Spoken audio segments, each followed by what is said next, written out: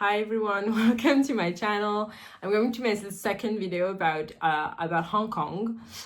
So on my trip to China, I went back to Hong Kong. I was living in Hong Kong in 2019, and I basically saw everything that happened regarding the relationship with China.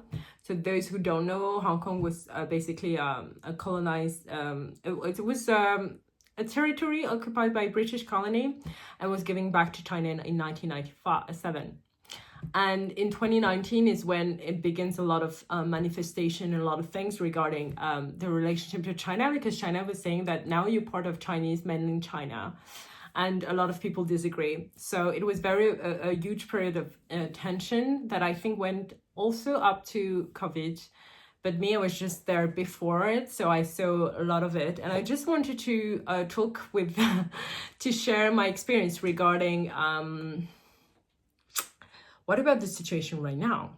So Hong Kong is not really like, it's, what I like about Hong Kong is like the fact that I think it's just an island, but there's so many things to do. So, you know, after your days off, you can go to the region of the south and you can go to the sea.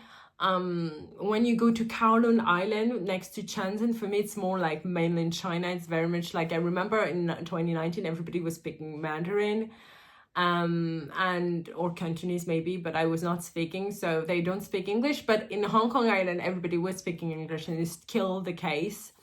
Nothing has changed that much, I will say. We did the spot like Causeway Bay, like Tim Sa Shui, like all the things that we used to do, and it was quite nice. I was happy because I also saw myself 6 years ago.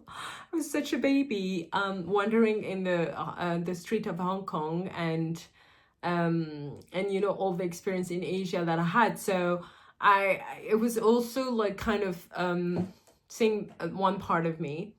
What I will say is like, what struck me is like, we actually were in Guangzhou and we took the train to go to Hong Kong. So it's like less than 1 hour. It's like a high-speed train. It's like the TGV. So it's really really fast.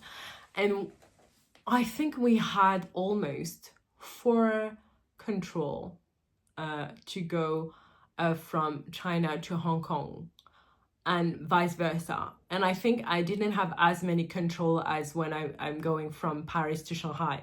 So that was very strange for me. I was like, was not expecting it. For me, that's showing also the relationship between the two. So yes, they have accepted to be part of China, but it's still very tense because I've never had like, I think I had 1, 2, at least 4 control of ID.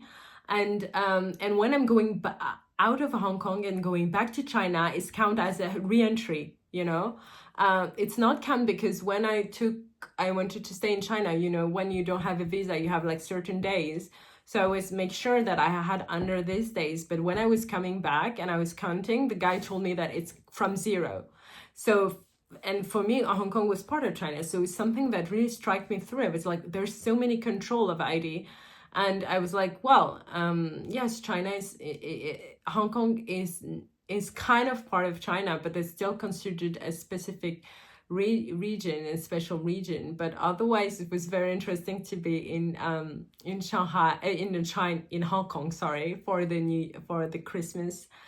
And there's many things. The atmosphere was there. I mean, it's really strange to be in Christmas under 25 degrees, but it's kind of interesting to see like the atmosphere, the fact that the weather was really nice, and it's always great. I did all the places that I used to go in Hong Kong.